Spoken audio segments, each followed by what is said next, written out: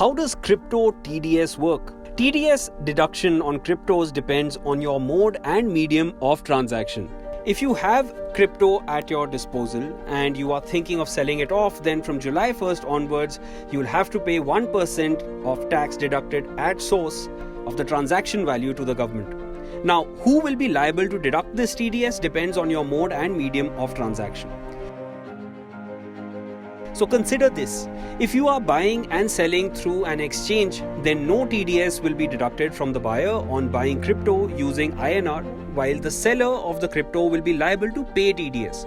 The crypto exchange will deduct this amount and deposit it with income tax department. The seller would be able to offset this 1% TDS from her or his total tax liability when he files for tax returns.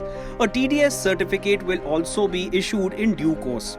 However, in a peer-to-peer direct buyer-to-seller transaction, the buyer is required to deduct tax under Section 194S of the Income Tax Act. The next important point to note is how you are selling, whether it is in INR or another crypto. If it is in rupees, then the crypto exchange will deduct it from the seller.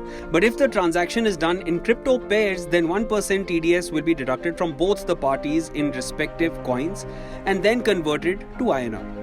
For example, sale of 1 Bitcoin from 10 Ethereum will incur a deduction of 0.01 BTC and 0.1 ETH, being 1% of sale value as TDS.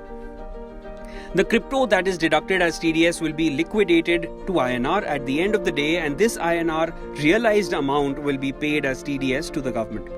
A newsletter from WazirX states, if TDS gets deducted in crypto, users will be able to see the INR value of this TDS in the trading report after 48 hours.